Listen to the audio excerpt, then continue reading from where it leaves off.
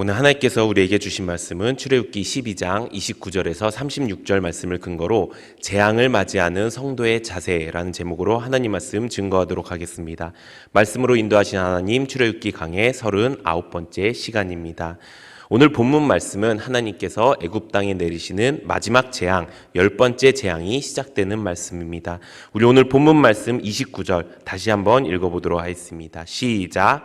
밤중에 여호와께서 애굽 땅에서 모든 처음 난 것 곧 왕위에 앉은 바로의 장자로부터 옥에 갇힌 사람의 장자까지와 가축의 처음 난 것을 다 치심에. 아멘. 10번째 재앙은 이 애굽 땅에 있는 모든 처음 난 것을 치시는 재앙입니다. 하나님은 이 애굽 왕 바로에서부터 옥에 갇힌, 감옥에 갇힌 사람들의 장자와 또 그 가축의 처음 난 것에 죽음이라는 재앙을 내리셨습니다. 그런데 이 마지막 재앙의 특징이 하나가 있습니다. 그것은 바로 밤중에 그 일들이 시작되었다는 것입니다. 애굽의 모든 사람들이 잠들어 있던 그 시기에 하나님의 징벌이 시작되게 된 것입니다. 그런데 이 밤중에 깨어있는 사람들이 있었습니다. 그 사람들은 하나님의 백성인 이스라엘 백성들이었습니다. 이들은 모세를 통해서 하나님의 말씀을 듣게 되었고요. 그 들은 말씀을 그대로 믿고 그 마지막 재앙을 준비하기 위해서 그 마지막 그 밤중에 깨어 있었다는 것입니다. 이 모습을 보면 마치 예수님께서 다시 재림할 그 날과 닮아 있다는 생각을 우리가 할 수 있습니다. 예수님이 다시 오실 그때도 이와 같을 것입니다. 예수님의 재림을 준비하지 않은 사람들은 잠들어 있을 것이고 그로 인해서 그들에게는 죽음의 재앙의 일이 그들 가운데 일어나게 될 것입니다. 반대로 그 예수님이 다시 오실 그 날을 기다리고 깨어서 준비하는 사람들은 예수님을 만나게 될 것이고 하늘로 들려 올라가게 될 것입니다. 이들이 이들이 잠들어 있다는 것은 무엇입니까? 이 잠들어 있다는 것은 실제로 잠이 들었다는 이야기가 아닙니다. 이 잠들었다는 것은 미혹에 빠져 있다는 것입니다. 내 일상이 너무나도 바빠서 혹은 내 삶이 너무나도 바빠서 하나님을 믿을 시간도, 하나님의 말씀을 볼 시간도 없어서 결국 지금 여기서 살고 있는 이 인생이 내 삶의 전부가 되는 그런 인생을 사는 삶이 바로 미혹에 빠진 삶이라는 것입니다. 그렇게 미혹에 빠지면 어떻게 됩니까? 내가 알고 있는 지식, 내가 알고 있는 상식이 맞다고 생각하면서 그 삶의 기준을 그것으로 두고 살아간다는 것입니다. 그런데 더 위험한 것이 뭔지 아십니까?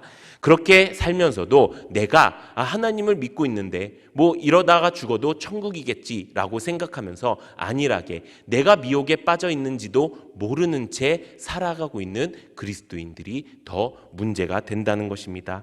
우리가 말씀을 통해 깨닫는 것이 있었습니다. 누구나 미혹에 빠질 수 있다는 것을 우리가 말씀을 통해 알게 되었습니다. 하지만 그날에 정신 차리고 깨어서 마지막 날을 준비하는 사람이 하늘로 들려 올라가게 될 것입니다. 만약에 우리가 그날이 다가오는 그때까지도 정신 차리지 못하고 그 미혹에 빠져 있고 혹은 미혹에 빠져 있는지도 모르는 상태로 주님의 그 날을 맞이한다면 아무리 내가 여기에서 열심히 하나님을 믿고 있더라도 그 날에 내가 다른 사람들과 함께 하늘로 들려 올라가지 못하고 결국 죽음의 재앙이 내 앞에 닥쳐오게 될 것이라는 것입니다. 그렇다면 우리는 그 미혹을 어떻게 이길 수 있을까요? 하나님께서는 우리에게 미혹을 이길 수 있도록 성경을 주셨습니다. 그래서 그 성경을 통해서 우리가 삶을 살아가고 그 성경을 기준으로 우리가 삶 속에서 그 수많은 일들의 가운데서 선택하면서 살아갈 수 있도록 하나님께서 우리에게 성경을 주셨습니다. 예전에는 내가 세상 방식, 세상 기준, 세상 풍조대로 내가 결정하고 내가 그것을 기준으로 살았다면 이제 하나님께서 주신 그 말씀을 가지고 내가 이제 이 말씀을 기준으로 내 삶의 모든 방향을 선택하겠습니다. 내가 내 삶의 모든 것들을 내가 성경을 기준으로 살아가겠습니다. 결단할 수 있도록 하나님께서 우리에게 성경을 주셨다는 것입니다. 그런데 혼자서는 어렵습니다. 그래서 하나님께서 우리에게 무엇을 주셨습니까? 교회를 주셨다는 것입니다. 하나님은 우리에게 교회를 주시고 교회로 불러 모으셨습니다. 그렇게 하신 이유가 무엇일까요? 성경에 이렇게 기록되어 있습니다. 전도서 4장 9절에서 12절 우리 함께 읽어보도록 하겠습니다. 시작. 두 사람이 한 사람보다 나음은 그들이 수고함으로 좋은 상을 얻을 것임이라. 혹시 그들이 넘어지면 하나가 그 동물을 붙들어 일으키거니와 홀로 있어 넘어지고 붙들어 일으킬 자가 없는 자에게는 화가 있으리라. 또 두 사람이 함께 누우면 따뜻하겠거니와 한 사람이면 어찌 따뜻하랴. 한 사람이면 패하겠거니와 두 사람이면 맞설 수 있나니 세 겹줄은 쉽게 끊어지지 아니하는도다. 아멘. 혼자서 있다가 혼자서 아무리 열심히 내가 신앙생활을 하려고 하다가 내가 혼자서 넘어졌을 때 아무도 나를 붙들고 일으킬 사람이 없다. 그 사람을 성경에서는 화 있는 사람이라고 말씀하는 것입니다. 그래서 하나님께서는 우리를 교회로 부르시고 그 교회 안에서 내 교회를 삼게 만들어 주신 것입니다. 그렇게 해서 그 교회 안에서 서로 붙들고 일으켜주면서 더 이상 세상에 미혹당하면서 살지 않고 믿음으로 승리할 수 있는 삶을 우리에게 허락해 주신 것입니다. 우리가 교회 안에 들어와서 내 교회에 뿌리 내려야 한다고 합니다. 그 뿌리 내릴 때 우리가 해야 되는 것들이 있습니다. 무엇이 있을까요? 매일 성경 통독 큐티가 있겠죠. 또 믿음으로 사는 일기가 있을 것입니다. 또 무엇이 있을까요? 셀 교회 안에 뿌리 내리는 것입니다. 셀 예배를 드리고 또 셀 교제 안에 참여하고 또 돌봄과 양육과 교제를 하는 것입니다. 또 무엇이 있을까요? 지금 우리가 하고 있는 교회의 명령이 있지요. 그것이 무엇입니까? 매주 3명에서 4명씩 전도 등록하는 그 전도 운동에 참여하는 것입니다.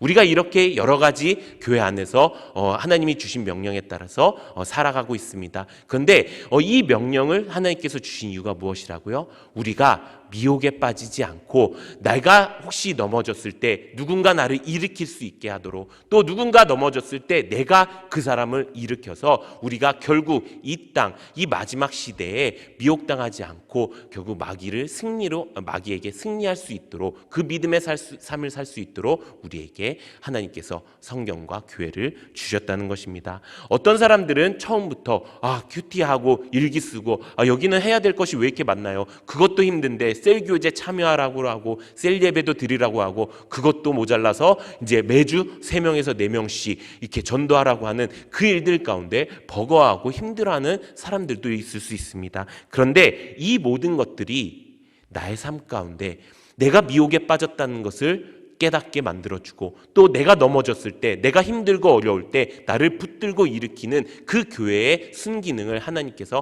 허락하신 것이라면 이것을 우리가 안 할 수가 없게 된다는 것입니다. 우리 사랑하는 모든 성도님들이 이렇게 하나님께서 주신 그 성경을 가지고 그 미혹에 분별하면서 살고 또 내 교회 안에서 온전히 뿌리내리고 교회가 주신 그 명령을 내가 온전히 순종함으로 그 마지막 시대에 우리가 믿음으로 승리하는 우리 모든 성도님들 되시기를 예수님의 이름으로 축원합니다.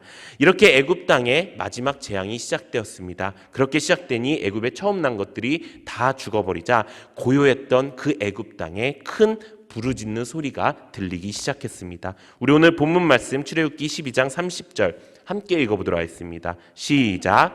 그 밤에 바로와 그 모든 신하와 모든 애굽 사람이 일어나고 큰 부르짖음이 있었으니 이는 그 나라에 죽임을 당하지 아니한 집이 하나도 없었음이더라. 아멘. 이 밤에 죽임을 당하지 않은 집이 하나도 없을 정도로 그래서 모든 사람들이 일어나고 모든 사람들이 통곡하기 시작했습니다. 근데 여기서도 그 일이 일어난 시점이 밤이라고 말씀하고 있습니다. 하나님께서는 이 밤에 이 애굽 땅에 처음 난 것들을 치셨고요. 그 밤에 애굽 땅은 큰 통곡이 시작되었습니다. 그리고 그 다음 절 31절에 보면 그 밤에 바로가 모세와 아론을 불렀다고 말씀하고 있습니다. 왜 하나님께서는 이 밤이라는 시간을 이 말씀에 여러 번 기록하셨을까요? 이 밤이라는 시간이 우리에게 주는 메시지가 있기 때문입니다. 성경에서 나오는 밤은 두 가지 큰 의미가 있습니다. 먼저 밤은 고난과 침체와 시련을 의미합니다. 고난의 시간이 언제입니까? 바로 지금이지요. 하나님이 이 죽음의 재앙인 이 유월절 사건이 밤에 일어났음을 우리에게 말씀하고 있습니다. 또 사무엘상에 보면은 다윗이 사울 왕의 눈을 피해서 도망쳤던 그 시련이 있었던 그때가 밤이라고 말씀하고 있고요. 또 성경에 보면 밤에는 울음이 있고 낮에는 기쁨이 있다라고 말씀하고 있습니다. 이렇게 성경에 나오는 첫 번째 밤의 의미는 고난이 있고 침체되고 시련을 주는 의미가 있습니다. 그런데 그 반대의 의미가 또 성경에 기록되어 있습니다. 성경에서 말하는 두 번째 밤의 의미는 바로 축복의 시간을 의미합니다. 우리 이사야 30장 29절 함께 읽어보도록 하겠습니다. 시작. 너희가 거룩한 절기를 지키는 밤에 하듯이 노래할 것이며 피리를 불며 여호와의 산으로 가서 이스라엘의 반석에게로 나아가는 자같이 마음에 즐거워할 것이니라. 아멘. 이 말씀에 보면은 거룩한 절기를 지키는 밤에는 노래하며 피리를 불며 즐거워하라고 말씀하고 있습니다. 이 거룩한 절기가 언제입니까? 이 유월절을 지키는 이 이스라엘 백성들을 이야기하는 것입니다. 이들에게 이 밤은 어떤 밤입니까? 이 밤은 하나님께 구원을 받은 축복의 밤이 되었다는 것입니다. 그래서 이 밤을 그들은 즐거워하며 기쁨으로 찬양하라고 말씀하고 있는 것입니다. 하나님께서 이렇게 밤에 대해서 말씀하신 이유는 이 밤이 어떤 사람에게는 고난과 시련의 밤이 될 수 있겠지만 어떤 사람에게는 구원의 축복의 생명의 밤이 될 수 있다고 우리에게 가르쳐 주시는 것입니다. 그렇다면 그것을 어떻게 우리가 나눌 수 있을까요? 어떻게 하면 우리가 그 밤을 재앙과 고난의 밤이 아니라 축복과 구원의 밤이 되게 만들 수 있을까요? 그것은 하나님의 말씀 앞에 내가 어떻게 반응하느냐에 따라서 달라진다는 것입니다. 이스라엘 백성들은 모세를 통해서 하나님의 명령을 들었습니다. 어린 양의 피를 문 인방과 문설주에 바르고 집 밖에 나오지 않고 그 무교병을 먹고 또 쓴 나무를 먹으라고 이야기를 들었습니다. 그런데 이 말씀에 우리는 저번에 말씀드린 것 같이 그들이 무작정 순종하겠다라는 것은 아니라는 것입니다. 이전에도 그들의 노역이 더 심해졌을 때 이 이스라엘 백성들은 모세를 향해서 또 하나님을 향해서 대적하는 모습도 보였습니다. 이 말씀에도 마찬가지로 이 말씀에도 왜 우리가 그렇게까지 해야 돼? 라고 말할 수 있었습니다. 하지만 이들은 어떻게 했습니까? 이들의 반응은 믿음의 반응을 보였다는 것입니다. 그 하나님의 말씀에 아멘, 내가 그 말씀에 순종하겠습니다 하고 바로 그 장로들이 가서 백성들에게 전하고 그 백성들이 그 모든 모세가 했던 그 명령을 다 지켜 행하는 일들을 보여줬다는 것입니다. 우리의 밤이 구원과 축복의 밤이 될 수 있는 방법은 바로 우리의 믿음이 우리의 반응이 바른 믿음의 반응이 되어야 된다는 것입니다. 재앙과 절망의 사건이 될 수 있었던 이 마지막 날 밤에 이스라엘 백성들은 하나님을 믿는 것을 선택하고 그것을 그 말씀대로 행하고 순종했습니다. 그랬더니 구원과 축복이라는 결과를 얻게 된 것입니다. 반대로 구원과 축복의 길을 갈 수 있음에도 불구하고 애굽 사람들은 자신이 처음 믿었던 것들을 놓지 않고 고집을 꺾지 않고 끝까지 버티다가 하나님의 말씀에 거역했을 때 어떻게 됩니까? 죽음이라는 그 심판의 결과를 얻게 된 것입니다. 우리가 말씀을 통해 우리의 삶을 되돌아보기 원합니다. 이 마지막 때에 예수님이 재림이 가까이 온 지금에 우리는 어떤 반응을 하는 사람인지 우리가 점검해 보기 원합니다. 우리에게 미혹이 찾아왔을 때 우리는 그것을 말씀으로 성경으로 해석하는 사람입니까? 아니면 내가 알고 있는 세상 지혜, 내가 알고 있는 세상 풍조, 상식으로 점검하는 사람입니까? 또 세상의 수많은 것들이 나를 도전하고 나를 흔들리게 하고 요동하는 일이 내게 찾아왔을 때 나는 하나님의 말씀을 붙들고 그 말씀대로 순종하는 사람입니까? 아니면 세상 말을 붙들고 그 기준으로 선택하는 사람입니까? 또 나를 나태하고 게으르게 만드는 것이 나에게 찾아왔을 때 나는 포기하고 주저앉는 사람입니까? 아니면 주님이 계신 그 산으로 급속히 달려가는 사람입니까? 우리가 이 말씀을 통해서 우리의 믿음의 반응을 점검해 보기 원합니다. 이것을 점검하기에 가장 좋은 방법이 있습니다. 그것이 무엇일까요? 그것은 우리 교회 사역에 대한 나의 마음을 점검하면 됩니다. 하나님께서는 우리 교회를 통해서 또 영적 리더를 통해서 많은 명령들을 주셨습니다. 그 명령들에 나는 어떤 반응을 하는가? 그것을 우리가 점검해 보기 원합니다. 우리의 믿음의 반응이 바른 반응이 되기를 원합니다. 우리가 그 명령이 찾아왔을 때 내가 그 말씀을 붙들고 내가 아멘 순종하겠습니다. 내가 그 말씀 그대로 내가 행하겠습니다. 내가 그것이 그대로 이루어질 줄로 믿습니다 라고 했던 그 이스라엘 백성들처럼 우리도 그렇게 믿음의 반응을 보여서 이 밤이 우리에게 재앙과 저주의 밤이 아니라, 죽음의 밤이 아니라 축복과 구원의 밤이 되는 은혜가 있기를 바랍니다. 바른 믿음을 가진다는 것은 무엇일까요? 그것은 바른 선택을 한다는 것입니다. 성경에 이렇게 기록되어 있습니다. 여호수아 24장 15절 우리 함께 읽어보도록 하겠습니다. 시작. 만일 여호와를 섬기는 것이 강 저쪽에서 섬기던 신들이든지, 또한 너희가 거주하는 땅에 있는 아모리 족속의 신들이든지 너희가 섬길 자를 오늘 택하라. 나와 내 집은 여호와를 섬기겠노라 하니. 아멘. 우리가 주일 말씀을 통해서 믿음은 그냥 생기는 것이 아님을 우리가 알게 되었습니다. 믿음은 우리가 들음에서 나는 것이고요. 그 믿음이 생겨졌을 때 나에게 주어진 모든 것들이 그냥 수동적으로 계속 자라나고 저절로 생겨나는 것이 아님을 우리가 알게 되었습니다. 우리가 어떻게 해야 그 믿음을 굳세게 세울 수 있습니까? 하나님의 말씀을 의지적으로 붙드는 거예요. 하나님의 말씀을 완전히 움켜잡는 거예요. 움켜잡는다는 것이 무엇이에요? 움켜잡는다는 것은 절대로 놓치지 않겠다고 말씀하는 것입니다. 우리가 하나님께 들은 그 말씀들이 있습니다. 그 말씀을 내가 절대로 놓치지 않겠습니다. 그리고 내가 이 말씀 그대로 내가 행하겠습니다라고 어떻게 하는 거예요? 선택하는 것입니다. 선택을 잘못할 수도 있어요. 내가 하나님 앞에 들은 말씀 가운데 이렇게 선택할 수도 있습니다. 저 말씀은 좀 아닌 것 같은데, 저 말씀은 지금 나에게 맞지 않아. 나에게 좀 더 나은 말씀은 다른 말씀이야. 다른 사람이 하는 말씀이고, 다른 목사님이 하는 말씀이고, 다른 교회 말씀이야. 이렇게 선택하는 사람들도 분명히 있을 것입니다. 그런데 하나님께서 뭐라고 하십니까? 오직 나와 내 집은 여호와를 섬기겠노라. 바른 선택을 하는 것이 바른 믿음으로 가는 길이라고 말씀하는 것입니다. 이스라엘 백성들은 자신들이 의지적으로 그 말씀을 믿겠다라고 하고 그 말씀으로 순정하기로 선택했기 때문에 죽음에서 건짐을 받을 수 있게 되었다는 것입니다. 사랑하는 성도 여러분, 이제 우리가 우리의 밤을 바꾸기 원합니다. 우리의 밤이 구원과 축복의 밤이 되기 위해서 우리가 믿음을 선택하고 순종을 선택해서 우리가 이제 다시는 하나님 앞에 죽음과 재앙이 우리에게로 떠나가고 구원과 축복이 우리 가운데 넘치게 되는 우리 모든 성도님들이 되시기를 예수님의 이름으로 축원합니다.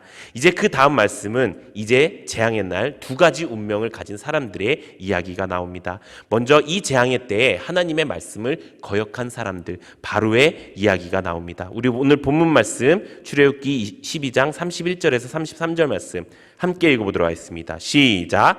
밤에 바로가 모세와 아론을 불러 이르되 너희가 이스라엘 자손은 일어나 내 백성 가운데서 떠나 너희의 말대로 가서 여호와를 섬기며 너희가 말한 대로 너희 양과 너희 소도 몰아가고 나를 위하여 축복하라 하며 애굽 사람들인 말하기를 우리가 다 죽은 자가 되었도다 하고 그 백성을 재촉하여 그 땅에서 속히 내보내려 함으로. 아멘.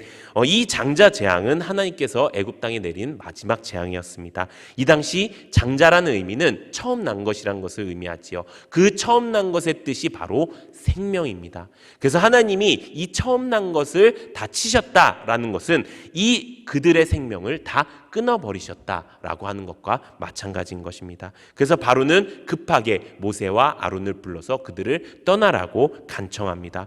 그 전에 9번의 재앙이 있었을 때까지만 해도 그렇게 안 됐는데 이제 정말 생명의 위협을 느끼니 그렇게 간청하는 모습을 보이게 된 것입니다. 이 심판의 사건을 통해서 우리가 알 수 있는 것이 무엇일까요? 그것은 하나님께서는 죄인들을 위해서 오래 참으시지만 그들이 끝까지 돌이키지 않는다면 반드시 심판이 찾아온다는 것입니다. 베드로후서 3장 9절에 보면 이렇게 기록되어 있습니다. 오직 주께서는 너희를 대하여 오래 참으사 아무도 멸망하지 않고 다 회개하기에 이르기를 원하시느니라. 아멘. 하나님은 죄인들을 향해 오래 참으시는 분이십니다. 하나님은 하루를 천년을 하루처럼 참고 기다리십니다. 그런데 하나님이 돌이킬 기회를 그렇게 주셨음에도 불구하고 끝까지 회개하지 않는 사람에게는 반드시 그 죽음의 심판이 나타나게 된다는 것입니다. 이 바로에게 죽음의 심판이 임했던 것과 마찬가지로 회개를 거절한 사람에게는 마지막 날 그때 하나님의 죽음의 심판이 찾아오게 된다는 것입니다. 반대로 말하면 무엇일까요? 아직 그때가 오지 않았지요. 오늘일 수도 있고 내일일 수도 있지만 아직 그때가 오지 않았습니다. 그것은 무엇일까요? 그것은 우리에게 아직 기회가 남아있다는 것입니다. 아직 돌이킬 수 있는 그 기회가 있다는 것이 우리에게 은혜라는 것입니다. 하나님이 지금 끝까지 참다가 기다리시는 그때가 지금이라면 우리는 빨리 그 지금 나의 죄를 모두 다 내려놓고 나의 고집을 내려놓고 내가 오직 주의 말씀에 순종하겠습니다 결단하고 돌이켜 회개하는 일이 우리 가운데 있어야 된다는 것입니다. 돌이킨다는 것은 무엇입니까? 눈물로 회개하고 다시는 그 길로 가지 않는 것입니다. 어떤 사람들은 교회에 와서 눈물로 회개를 합니다. 근데 그 눈물로 회개함으로써 한번 마음이 시원해지고 내가 이제 그렇게 살지 말아야지 라고 하면서 그걸로 됐다 생각하면서 나가서는 동일하게 살아가는 사람들이 있습니다. 그러면서 이렇게 말합니다. 어쩔 수 없이 나도 연약한 사람인지라 나도 죄인인지라 어쩔 수 없어 라고 이야기한 것입니다. 근데 그 사람은 제대로 된 회개를 하지 않은 것입니다. 회개의 끝은요 다시 그 길로 돌아가지 않는 것입니다.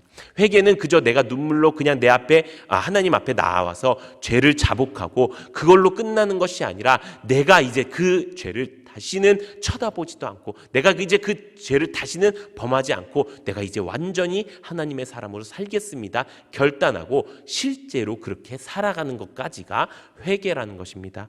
그렇게 우리가 다시는 그 길로 가지 않는 것이 중요하다는 것입니다. 우리가 다시는 그 길로 가지 않아야 될 그 길이 무엇일까요? 그것은 내가 다시 세상 사람으로 돌아가지 않는 거예요. 내가 다시 세상 관점으로, 세상 풍조로, 세상 생각으로 살았던 그 모습으로 돌아가지 않는 것입니다. 우리가 세상 속에 있을 때는 그 세상의 일들이 굉장히 중요하게 여겨집니다. 그리고 그렇게 얻은 평안이 마치 끝까지 갈 것 같이 느껴집니다. 그런데 마지막 날이 오면 과연 그때가 정말 끝까지 남는 그 일들일까요? 그렇지 않다는 것입니다. 그날이 오면 모두 다 사라질 것이고 없어질 것이라는 것입니다. 세상 속에 있을 때 우리는 바른 것을 바라보지 못합니다. 그래서 하나님께서는 우리가 빨리 돌이켜서 하나님이 원하시는 하나님의 말씀으로 세상을 살아가고 하나님이 주신 그 믿음을 가지고 세상 가운데서 빛과 소금의 역할을 감당하는 그 삶을 살기로 원하신다는 것입니다. 그렇게 우리가 살아가는 은혜가 있기를 바랍니다. 두 번째, 이 재앙의 날이 반대로 축복의 날이 된 사람들의 이야기가 있습니다. 이 사람들은 하나님의 말씀에 순종하고 어린 양의 피를 의지한 이스라엘 백성들입니다. 우리 오늘 본문 말씀 출애굽기 12장 34절에서 36절 함께 읽어보도록 하겠습니다. 시작. 그 백성이 발교되지 못한 반죽 담은 그릇을 옷에 싸서 어깨에 매니라. 이스라엘 자손이 모세의 말대로 하여 은금 패물과 의복을 구하매 여호와께서 애굽 사람들에게 이스라엘 백성에게 은혜를 입히게 하사 그들이 구하는 대로 주게 하심으로 그들이 애굽 사람의 물품을 취하였더라. 아멘. 먼저 우리가 살펴본 그 사람들은 심판의 사람들이었습니다. 그 심판의 사람들의 모습을 보고 우리가 돌이킬 수 있을 때 빨리 돌이켜야 함을 우리가 깨달았습니다. 그리고 지금 이 모습은 이 난리통에서 이 혼돈이 가득한 이 시간 속에서 차분하게 하나님의 말씀을 행해서 결국 축복의 길로 걸어가는 그 사람들의 모습을 우리가 말씀을 통해 알 수가 있었습니다. 이 사람들은 차분합니다. 그런데 신속합니다. 차분하고 신속하다라는 것은 무엇일까요? 제가 그것을 가장 어떻게 하면 잘 표현할 수 있을까라는 단어를 생각해 봤는데 바로 숙지되었다라고 표현될 수 있었던 것입니다. 이 하나님의 말씀을 이들은 숙지하고 있었습니다. 그렇기 때문에 이들은 차분할 수가 있었습니다.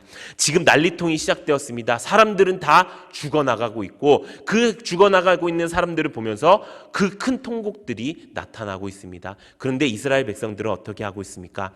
하나님이 주신 그 말씀을 듣고 발교되지 못한 그 반죽 다른 그릇을 그릇을 옷에 싸서 어깨에 메고 은금 패물을 그 사람들에게 받아서 나갈 준비를 하고 있다는 것입니다. 아무리 큰 환란이 그들 가운데 찾아와도 그들이 앞으로 생길 그 답을 알고 그대로 될 것이라는 그 믿음이 있으니까 아무 두려움 없이 그들이 하나님의 말씀대로 행할 수 있었다는 것입니다. 하나님은 이들에게 미리 말씀하셨습니다. 그리고 그 나가는 방법까지 세밀하게 말씀하시고 그 말씀 그대로 이들에게 은혜를 베푸셨습니다. 이들은 그 말씀을 듣고 그대로 숙지했습니다. 어떻게 숙지했을까요? 가족들에게 알리기도 했겠죠. 또 보는 사람들마다, 이스라엘 백성들마다 이야기했겠죠. 또 만반의 준비를 했을 것입니다. 그러니까 어떻게 됩니까? 걱정할 것이 하나도 없었다는 것입니다. 우리가 말씀대로 산다는 것이 무엇일까요? 우리가 믿음을 굳게 잡고 산다는 것이 무엇일까요? 믿는 구석으로 사는 것입니다. 믿는 구석이 있는 사람으로 사는 것입니다. 그러니까 아무리 큰 환란이 우리에게 찾아오더라도, 아무리 옆에서는 통곡이 되고 사람이 죽어가더라도 나는 그 안에서 평안을 누릴 수 있다는 것입니다. 우리가 하나님의 말씀을 숙지하는 것, 우리가 하나님의 말씀을 온전히 붙들고 살아가는 것, 그것이 우리의 삶 속에서 다가오는 그 큰 환난 가운데 우리가 평안을 누릴 수 있는 방법이라는 것입니다. 하나님께서 우리에게 말씀을 주셨지요. 어떤 말씀을 주셨지요? 하나님께서 우리에게 올해 담임 목사님을 통해서 올해 우리에게 주시는 약속의 말씀을 주셨습니다. 그 약속의 말씀을 가지고 우리가 한 해를 붙들며 살아가는 것입니다. 또 매주 주일날 주시는 말씀이 있습니다. 그 말씀을 통해서 우리가 이번 한 주 동안 이 말씀을 붙들고 살아가는 것입니다. 이 말씀을 붙들고 살아간다는 것은 말씀을 숙지하면서 살아간다는 것입니다. 그 말씀을 숙지하면서 살아간다는 건 뭐라고요? 내게 아무리 큰 환난이 다가와도 이 말씀이 내게 굳건히 붙들고 있으니, 이 말씀이 내게 완벽한 믿음이 되어 있으니 내가 더 이상 두려워할 것이 없다라고 말씀하고 있는 것입니다. 사랑하는 성도 여러분, 우리가 이렇게 하나님이 우리에게 주신 그 말씀을 생명처럼 여기는 은혜가 있기를 바랍니다. 그런데 그 생명을 뺏어가는 이가 있습니다. 누가 그것을 뺏어갈까요? 우리 요한복음 10장 10절 말씀 함께 읽어보도록 하겠습니다. 시작. 도둑이 오는 것은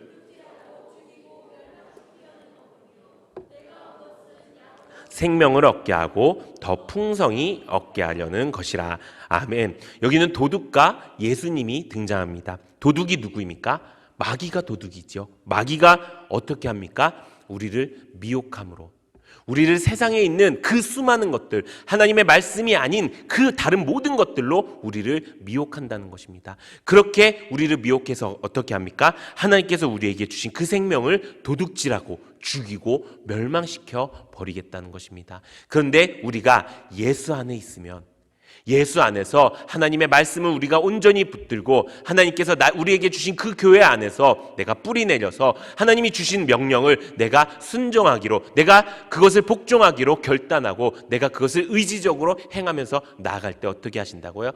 예수님께서는 그 생명을 주시고 또 풍성히 주신다고 우리에게 말씀하고 있는 것입니다. 사랑하는 성도 여러분, 이제 마지막 때가 되었습니다. 정말 마지막 때 중에서도 마지막 때가 되었습니다. 언제 예수님이 오셔도 이상하지 않을 만큼 그런 마지막 때가 왔습니다. 이 마지막 때에 우리의 성도의 자세는, 바른 자세는 무엇일까요? 그것은 하나님께서 우리에게 주신 성경을 기준으로 사는 것입니다. 그리고 하나님이 내게 주신 그 내 교회 안에서 온전히 뿌리 내림으로 나도 넘어졌을 때 누군가에 인해서 함께가 되고, 누군가가 넘어졌을 때 내가 그 사람을 일으켜주고 붙잡아줌으로 서로 함께가 되어서 그리스도의 약속에 참여하는 자가 되는 것입니다. 또 우리가 마지막 성도의 자세가 무엇입니까? 우리의 밤을 재앙과 저주의 밤에서 생명과 구원의 밤으로 바꾸는 것입니다. 그것을 바꿀 수 있는 방법은 우리의 믿음의 반응을 선택하는 것입니다. 우리의 바른 믿음의 반응을 통해서